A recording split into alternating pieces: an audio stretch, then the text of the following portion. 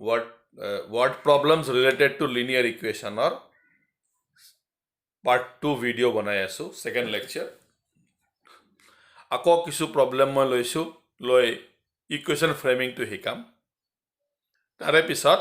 তোমালোকে equation solve কৰি আনসাৰটো ওলাবা এতিয়া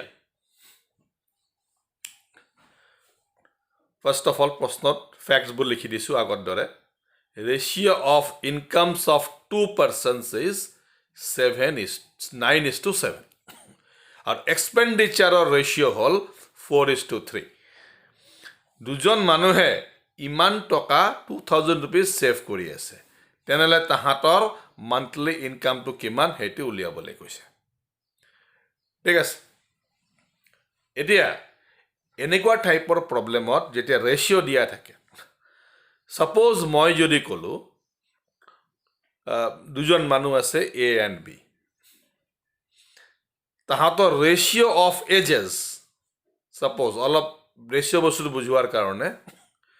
ৰেশিও অফ এজেস যদি 1:2 হয় তাৰ হেতু মিনিং নহয় যে এওঁৰ বয়স 1 বছৰ আৰু এওঁৰ বয়স 2 বছৰ ইয়াত ক'ব খুজি আছে A divided by B equal to 1/2 মানে এওঁৰ বয়স ডিভাইড বাই এওঁৰ বয়স যদি কৰা হয় 1/2 মই পাম যদি এর বয়স 1:10 হয় তাহলে বির বয়স হ'ব 2:10 মানে এওঁৰ বয়স 10 বছৰ হলে এওঁৰ বয়স 20 বছৰ হ'ব এটা এক যদি বি দি ডিভাইড কৰা হয় মই 1/2 তাৰ মানে এওঁৰ একচুয়াল ফিগাৰটো কম পোৱাৰ কাৰণে 1ক মই জি কোয়ান্টিটিৰে মাল্টিপ্লাই কৰিম ঠিক মানে এৰ একচুয়াল ফিগাৰটো পোৱাৰ কাৰণে জি কোয়ান্টিটিৰে মাল্টিপ্লাই কৰিম কৰসপন্ডিং এ হল 1 বিৰ একচুয়াল ফিগাৰটো উলোৱাৰ কাৰণে বিৰ কৰসপন্ডিং যেহেতু 2 টুক সেম কোয়ান্টিটিৰেহে মাল্টিপ্লাই কৰিব লাগিব হে দুটা কোয়ান্টিটি সেম হ'ব যদি হে দুটা কোয়ান্টিটিক মই না জানো মই কিবা এটা ভেৰিয়েবল এজিউম কৰি ললো প্ৰবলেম কৰা সময়ত কলো লেট এর বয়স বি 1:x মানে x আর বির বয়স হক মই এনেকে সিমিলারলি 2:x লব লাগিব যদি x কোয়ান্টিটিটো মই পাব পাৰো তেনে হলেহে মই a আৰু বিৰ বয়সটো গম পাম একচুয়াল মানে ফিগাৰটো গম পাম এতিয়া কামিং টু দা প্ৰবলেম এতিয়া ইয়াত দুজন মানুহৰ কথা কৈ আছে এটো ইনকামৰ ৰেশিও আৰু এটো হল এক্সপেন্ডিচাৰৰ ৰেশিও প্ৰবলেম কৰাৰ সময়ত লেট বাদ দিলো মই কলো এটা মানুহ P1 এজন মানুহ P2 এটা হল ইনকাম এটা হল এক্সপেন্ডিচাৰ এওঁৰ আৰু এওঁৰ ৰেশিও দিয়া আছে 9/7 or 9:7 the P1 or income যদি মই 9x বুলি assume কৰিলো P2 ৰ ইনকামক 7x বুলি assume কৰিব লাগিব ঠিক তেনেকে এক্সপেন্ডিচাৰৰ কেছত 4:3 দিয়া আছে the P1 ৰ এক্সপেন্ডিচাৰক মই 4y বুলি assume কৰিলো তেনে হলে এওঁৰ হ'ব 3y এক্সপেন্ডিচাৰ ৰেশিও ইনকামৰ ৰেশিও 9/7 4/3 ইয়াত যেহেতু ইনকামৰ ৰেশিও দিয়া আছে 9/7 9x আৰু 7x বুলি assume কৰিলো এটো 4y আৰু 3y বুলি assume কৰিলো ডেফিনেটলি সেভিংস হয় ইনকাম মাইনাস এক্সপেন্ডিচাৰ তাৰ মানে ইনকামৰ পৰা যদি মই এক্সপেন্ডিচাৰক মাইনাস কৰি দিও কৰি দিলে যিমান সেভিং ওলাই যাব আৰু দুজনৰ সেভিংে 2000 বুলি কৈছে তো ডেফিনেটলি এটো ইকুয়াল টু 2000 আহি যাব সিমিলারলি 7x ৰ পৰা যদি মই 3y মাইনাস কৰি দিলো মই আকৌ 2000 হে পাম যেটো সেকেন্ড মানুহৰ সেভিংস অলসো ₹2000 হয় তো মই ইনকামৰ পৰা এক্সপেন্ডিচাৰ মাইনাস কৰি লিখি দিলো এই দুটা হল মোৰ ইকুৱেশ্যন এতিয়া ইয়াক ক্যালকুলেট কৰি মোক x আৰু y ফাইন্ড আউট কৰিব লাগিব ঠিক আছে x ওলোৱাৰ পিছত মোক কৈছে তাহাঁতৰ মান্থলি ইনকাম মোৰ ইন্টাৰেস্ট হল কেবল x ৰ লগত x পালেহে ইনকামটো পাই যাম x ৰ ভ্যালু যিমান হ'ব যিমান মই x ৰ ভ্যালু মই পাওঁ 9 ৰ লগত সৰি এটো পাৰ্সন 1 ৰ ইনকাম আছিলে 9x আৰ পাৰ্সন 2 ৰ ইনকাম আছিলে 7x গতিকে x ৰ ভ্যালু ক্যালকুলেট কৰি ইয়াৰ x ৰ ভ্যালু বহাই দিলে মই একচুয়াল ইনকামটো কিমান এওঁৰ পাই যাম আৰ এওঁৰো একচুয়াল ইনকামটো মই পাই যাম নাও let us come to the next problem এতিয়া নেক্সট প্রবলেম হল sum of two digit number and number obtained by reversing digit is 66 a2 more fact number 1 the digits differ by 2 e2 whole more fact number 2 a2 whole number of digits or problem in this case it is a problem of two digit number start kora agot eta kotha moi bujhao suppose মই two digit number এটা লিখিলো 45 ইয়াক মই 10 into 4 plus 5 লিখিব পাৰো ইয়াত কি হল হে 5 টো হল ইউনিটস প্লেসৰ নম্বৰ 4 হল টেন্স প্লেসৰ নম্বৰ এতিয়া মই যদি কওঁ ইউনিটস প্লেসৰ নম্বৰটো x হয় আৰু টেন্স প্লেসৰ নম্বৰ ইজ y তেনেহলে মোৰ নম্বৰটো আহি যাব ইটো ফৰ্মত যদি মই লিখিবলৈ যাওঁ 10 into টেন্স প্লেসৰ number y into y plus units প্লেসৰ নম্বৰ x x এনেকে ৰিপ্ৰেজেন্ট হল যদি নম্বৰৰ মই ডিজিটছবোৰ ইন্টাৰচেঞ্জ কৰি দিওঁ তাৰ মানে ইউনিটস প্লেসত আহি যাব y আৰু টেন্স প্লেসত আহি যাব x এতিয়া 10 into টেন্স প্লেসৰ নম্বৰ প্লাস y হল ইউনিটস প্লেসৰ নম্বৰ মই y লিখি দিলো ইয়াত কি হল ইয়াত জি নম্বৰ মই লিখিছিলো ইয়াত তাৰ ডিজিটছবোৰ ইন্টাৰচেঞ্জ হৈ গৈছে এতিয়া তোমালোকে ভাবিবা এনেকে ৰিপ্ৰেজেন্ট কৰিবলৈ মোৰ ৰিকোয়াৰমেন্টটো কি এটা টু ডিজিট নম্বৰ 45 যদি আছে মই স্টেট 45 হে লিখো ইয়াক মই 10 into 4 plus 5 লিখিবলৈ একো যুক্তি নাই কিন্তু যদি মই কওঁ যে ইউনিটস প্লেসৰ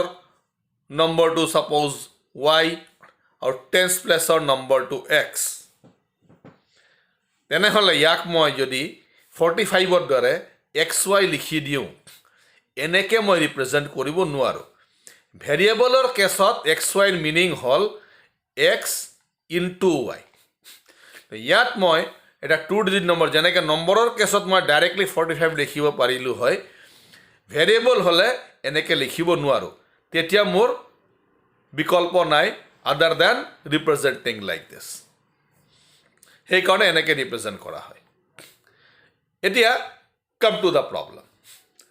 ফাৰ্স্ট ফ্যাক্ট কৈ আছে sum of two digit number and number obtained by reversing the digits first of all let the number be 10x plus y বুলি assume কৰিব লাগিব মনত ৰাখিবা ইয়াত যেটো আছে ইউনিটস প্লেস ইটো হল টেন্স প্লেস নম্বৰটো মই এনেকে assume কৰিলো এতিয়া নম্বৰৰ ডিজিটস যদি ইন্টাৰচেঞ্জ কৰি দিয়া হয় এও আহি যাব টেন্স প্লেসত এও আহি যাব ইউনিটস প্লেসত তেনেহলে ৰিভাৰ্স কৰিলে ডিজিটস আহি যাব 10y plus x এতিয়া তেখেতে কৈ আছে sum of two digit number and number obtained by reversing the digits is 66 তাৰ মানে ইটো নম্বৰ আৰু জি নম্বৰ মই ডিজিটস ৰিভাৰ্স কৰি পালো সেই দুটাক যদি প্লাস কৰা হয় মই পাই যাম 66 এটো ক'বলৈ খুজি আছে এতিয়া মই যদি ব্র্যাকেট খুলি ক্যালকুলেট কৰো মই পাই যাম 11x plus 11y equal to 66 this will give me x plus y equal to 6 এইটো হ'ল মোৰ ইকুৱেশ্যন নম্বৰ 1 এতিয়া for the second equation fact number 2ত গ'লো এতিয়া কৈছে নম্বৰটোক মই এজিউম কৰিছিলোঁ 10x plus y বুলি এজিউম কৰিছিলোঁ এটা ডিজিটস ডিফাৰ বাই 2 বুলি কৈ আছে চোৱা ডিজিটস ডিফাৰ বাই 2 মানে টেন্স প্লেস মাইনাস ইউনিটস প্লেসও হ'ব পাৰে অথবা units place minus tense place হ'ব পাৰে ডিপেন্ড কৰিব কোনটো ডাঙৰ তাৰ মানে যদি x গ্ৰেটাৰ দেন y হয় মানে টেন্স প্লেসৰ নম্বৰ গ্ৰেটাৰ দেন y যদি হয় তেনেহলে ইকুৱেশ্যনটো ফ্ৰেম হ'ব x minus y equal to 2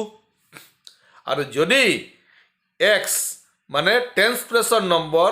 units প্লেসৰ নম্বৰতকৈ সৰু হয় তেনেহলে মই ইকুৱেশ্যনটো পাম y minus x equal to 2 ডাঙৰ মাইনাস সৰু ঠিক আছে ইয়াক মই ইকুৱেশ্যন 2 ললো আৰু ইয়াক মই ইকুৱেশ্যন 3 ললো এতিয়া 1 আৰু 2 ক সলভ কৰিম মই 1 and 2 ক সলভ কৰি মই এটা আনসাৰ পাম আৰু 1 ৰ লগত 3 ক সলভ কৰিলে আৰু এটা আনসাৰ পাম ইয়াত এটা আনসাৰ ইয়াত এটা আনসাৰ ইটো আনসাৰত টেন্স প্লেস নম্বৰটো ডাঙৰ হ'ব ইয়াত ইউনিটস প্লেসৰ নম্বৰটো ডাঙৰ হ'ব গতিকে এনেকে 1 আৰু 2 ক সলভ কৰিব লাগিব 1 আৰু 3 কাৰণ ইটো হ'ল মোৰ জেনাৰেল কন্ডিশন আৰু ইটো কন্ডিশন কাৰণ কোনটো যে প্লেস ডাঙৰ হয় হেতু মোক কৈ দিয়া নাই তো গতিকে এটা আনসাৰ জি পাম নেক্সট আনসাৰ তাৰ ৰিভাৰ্স হৈ যাব মানে মই ক'ব খুজি আছো 1 আৰু 2 সলভ কৰা মানে মই ইয়াত এজিউম কৰিছো টেন্স প্লেসৰ নম্বৰটো ডাঙৰ তাৰ মানে আনসাৰটো যদি মই 42 পালো 1 আৰু 3 সলভ কৰিলে মই 24 পাম কাৰণ ইউনিটস প্লেসৰ নম্বৰটো ডাঙৰ ঠিক আছে সো দিস উইল বি এনেকৈ এটা আনসাৰ আহিব মই কোৱা নাই এইটোহে আনসাৰ হ'ব এটো হ'বও পাৰে you can check it out now let us come to the third problem এটো আকৌ ফ্ৰেকশনৰ প্ৰবলেম ফ্ৰেকশন প্ৰবলেম মই লাষ্ট ভিডিও ডিসকাস কৰিছিলো তথাপি মই ইয়াত দি দিছো এটা ফ্ৰেকশন আছে নিউমাৰেটৰক 1 যদি প্লাস কৰা হয় আৰু ডিনোমিনেটৰৰ পৰা 1 যদি মাইনাস কৰা হয় তেলে ফ্ৰেকশনটো হৈ যাব 1 আৰু যদি কেৱল ডিনোমিনেটৰত 1 প্লাস কৰা হয় ফ্ৰেকশন হৈ যাব 1/2 তেনেহলে ফ্ৰেকশনটো কি হ'ব হল প্ৰশ্ন ঠিক এভৰি প্ৰবলেমৰ দৰে ফ্ৰেকশনটোক মই x by y এজিউম কৰিলো নিউমাৰেটৰ by ডিনোমিনেটৰ ফাৰ্স্ট কন্ডিশনত কৈ আছে x plus 1 নিউমাৰেটৰত 1 এড কৰিবলৈ কৈছে and divided by denominatorত মোক 1 মাইনাস কৰিবলৈ কৈছে কৰিলে মই এক্স্যাক্টলি 1 পাম ইয়াৰে পৰা ইকুৱেশ্যন মোৰ ফ্ৰেম হ'ব x plus 1 equal to y minus 1 this will give me x minus y plus 2 equal to 0 equation number 1 second ইকুৱেশ্যনৰ কাৰণে সেকেন্ড কন্ডিশনত যাম ইয়াত তাহাত কৈ আছে নিউমাৰেটৰত একোৱে কৰিব নালাগে ডিভাইডেড বাই ডিনোমিনেটৰত মোক 1 প্লাস কৰিব লাগিব এনেকৈ যদি কৰো মই 1/2 পাম তেনেহলে ইয়াৰে পৰা মোৰ ইকুৱেশ্যনটো ফ্ৰেম হ'ব 2x equal to y plus 1 and this will give me 2x minus y minus 1 equal to 0 ইটো ইকুৱেশ্যন নম্বৰ 2 এটো 1 আৰু 2 যদি সলভ কৰা হয় মই x আৰু y পাই যাম x আৰু y যদি পাই গলো মই ফ্ৰেকশনটো পাই যাম তো this will be the process now next question এতিয়া next problem again it is as related মই কলো নুৰি আৰু সোনু দুজন আছে নুৰিৰ বয়স 5 বছৰ আগত নুৰিৰ বয়স সোনুৰ 3 টাইমস আছিল আৰ 10 বছৰ পিছত নুৰিৰ বয়স সোনুৰ 2 টাইমস হৈ যাব তেনেহলে নুৰি আৰু সোনুৰ প্ৰেজেন্ট বয়সটো কিমান এতিয়া মই লিখিলো নুৰি ইফালে মই লিখিলো সোনু ফৰ আন্ডাৰষ্টেণ্ডিং ধৰা নুৰিৰ বয়সক মই এক্স ইয়াৰ্ছ বুলি এজিউম কৰিলোঁ, চনুৰ বয়সক মই ৱাই ইয়াৰ্ছ বুলি এজিউম কৰিলোঁ। এইটো হ'ল মোৰ প্ৰেজেণ্ট বয়স। এতিয়া 5 years ago এওঁৰ বয়স ডেফিনেটলি আছিলে এক্স মাইনাছ 5, 5 বছৰ কম, আৰু এওঁৰ বয়স আছিলে ৱাই মাইনাছ 5। তেনেহ'লে ইকুৱেশ্যনটো মই পালোঁ 5 বছৰ আগত নুৰিৰ বয়স চনুৰ বয়সৰ 3 টাইমছ। তেতিয়াহ'লে ইকুৱেশ্যনটো মোৰ ফ্ৰেম হ'ল নুৰিৰ বয়স হ'ল x minus 5 is definitely equal to 3 times of Y minus 5। এইটো মোৰ ইকুৱেশ্যন নম্বৰ 1। নাও 10 years later 10 years later 10 বছৰ পিছত আজি প্ৰেজেণ্ট এজ এক্স হ'লে 10 বছৰ পিছত নুৰুৰ বয়স হৈ যাব এক্স প্লাছ 10 years, আৰু চনুৰ বয়স হৈ যাব ৱাই প্লাছ 10 years। তো 10 বছৰ পিছৰ কথাটো কৈ আছে যে নুৰিৰ বয়স চনুৰ বয়সৰ 2 টাইমছ। তাৰমানে নুৰিৰ বয়স ইজ ইকুৱেল টু 2 টাইমছ চনুৰ বয়স হ'ল ৱাই প্লাছ 10। এইটো হ'ল মোৰ ইকুৱেশ্যন নম্বৰ 2। এতিয়া ইয়াক আৰু ইয়াকে ছল্ভ কৰা হয়, মই এক্স আৰু ৱাই পাই যাম। এক্স এণ্ড ৱাই যদি মই পাই গ'লোঁ, নুৰি আৰু চনুৰ প্ৰেজেণ্ট এজ মই পাই যাম। নাও দ্য নেক্সট প্ৰব্লেম এতিয়া এইটো নাম্বাৰ অফ ডিজিটছৰ problem. Sum of digits of 2-digit number is 9. Sum of digit is ইমান। 9 times the number is 2 times number obtained by reversing the digits. First point to হ'ল let the number be 10x plus y. Units place, tens place. Reversing digit কথা কৈ আছে। তো original নম্বৰটো হ'ল 10x plus y. যদি ডিজিটছবোৰক reverse কৰি দিয়া হয় তেনেহ'লে মই পাম 10y প্লাছ এক্স। ইউনিটছ প্লেছত আছিলে y, টেন্স প্লেছত এক্স, ইয়াত উল্টা হৈ গ'ল। এতিয়া কৈছে 9 টাইমছ দ্য নম্বৰ, যি নম্বৰটো আছিলে তাৰে 9 times is equal to 2 times the number obtained by reversing the digits. তো এইটো হ'ল মোৰ ইকুৱেশ্যন নম্বৰ 1। এতিয়া ছেকেণ্ড ইকুৱেশ্যনটো কৈ আছে ছাম অফ দ্য ডিজিটছবোৰ হ'ল ইউনিটছ প্লেছৰ ডিজিট ইজ ৱাই, টেন্স প্লেছৰ ডিজিট হ'ল এক্স। তাহাঁত কৈ আছে ছাম অফ দ্য ডিজিটছ, তাৰমানে এক্স প্লাছ ৱাই যদি কৰা হয় মই 9 পাম। গতিকে এইটো হ'ল মোৰ ইকুৱেশ্যন নম্বৰ 2। ইকুৱেশ্যন 1 আৰু 2ক ছল্ভ কৰিলে এক্স আৰু ৱাই পাই যাম, আৰু মই নম্বৰটো মই পাই যাম। That's all. Now let us come to the next problem. Next problem হ'ল a lending library has fixed charge and additional charge for each day thereafter. মানে ফিক্সড চাৰ্জ ইয়াতে মই এটা বস্তু লিখা নাই, fixed charge for 3 days, মানে 3 দিনৰ কাৰণে যদি লয় কেৱল ফিক্সড চাৰ্জহে লাগিব। 3 দিন যদি ক্ৰছ কৰি যায় তেনেহ'লে ইচ ডে এডিশ্যনেল এটা চাৰ্জ লাগিব। তাৰপিছত ইয়াতে 4টা 27 পে' কৰিছে 7 ডেজৰ কাৰণে, আৰু চুজি 21 পে' কৰিছে 5 ডেজৰ কাৰণে। তেনেহ'লে ফিক্সড চাৰ্জ আৰু এডিশ্যনেল চাৰ্জ কিমান হ'ব উলিয়াবলৈ কৈছে। নাও অংকটো আগতে বুজাওঁ। ছাপ'জ ফিক্সড চাৰ্জ হ'ল ₹10 আৰু এডিশ্যনেল চাৰ্জ ছাপ'জ ₹2 বুলি এজিউম কৰিলোঁ।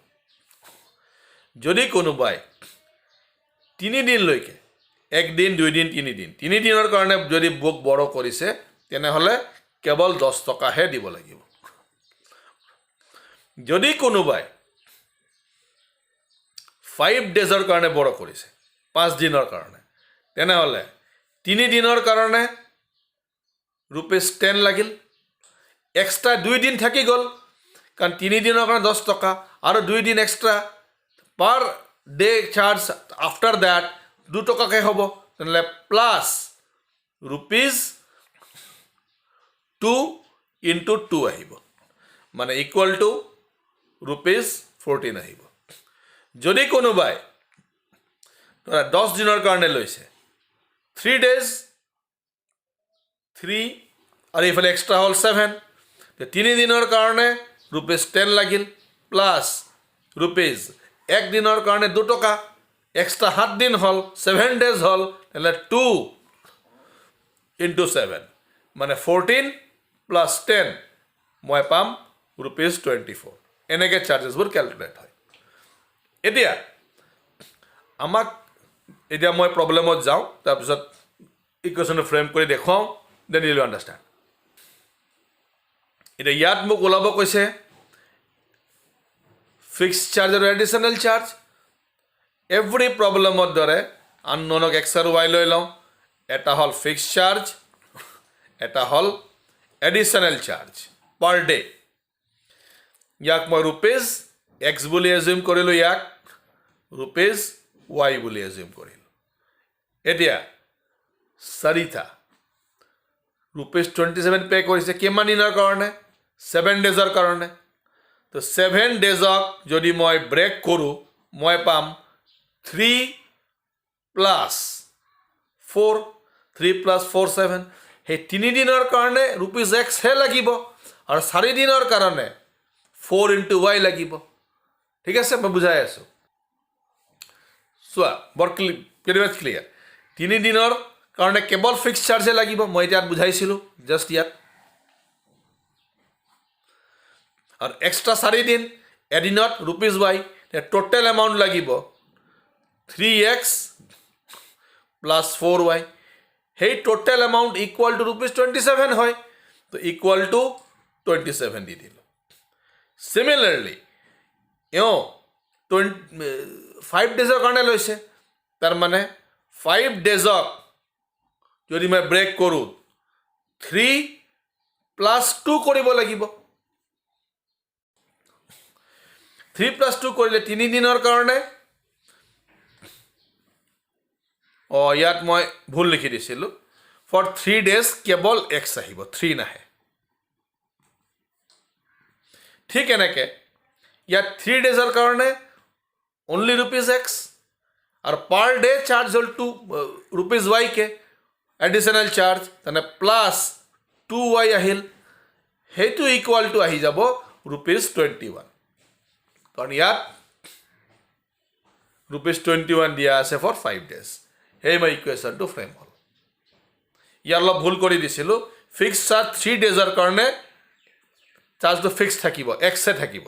গতিকে 3 into X নহয় ইয়াত কেৱল কাৰেকশ্যনটো তোমালোকে কৰি ল'বা তো এইটো equation number 1 equation number 2 again 1 আৰু 2 যদি ছল্ভ কৰোঁ মই ফিক্সড চাৰ্জ আৰু এডিশ্যনেল চাৰ্জ ইজিলি কেলকুলেট কৰিব পাৰিম now I will give you the homework হ'ব আজিৰ লেকচাৰৰ বেচিছত এক্সাম্পলছ 11 and 13 কৰিব লাগিব এইবোৰ এক্সাম্পলছ হয় 11 আৰু 13 এক্সাৰচাইজ 3.4 পৰা কুৱেশ্যনটোত 5টা ছাব কুৱেশ্যন আছে সেই গোটেইবোৰ কৰিব লাগিব এক্সাৰচাইজ 3.5 পৰা question 4 sub question 1 sub question 2 আৰু ছাব কুৱেশ্যন 3 4 আৰু 5 ছাব কুৱেশ্যন কৰিব নালাগে অনলি এইখিনিয়ে তোমালোকৰ হোমৱৰ্ক মানে এটা দুটা 2 and 5 7 8 9 10 তো নম্বৰ অফ কুৱেশ্যনছ তোমালোকক মই কেৱল 10টাহে দিছোঁ this should be completed by tomorrow হেৰি কমপ্লিট হোৱাৰ পিছত পৰহি আকৌ মই নেক্সট ভিডিঅ'টো দিম bye then have a nice time thank you very much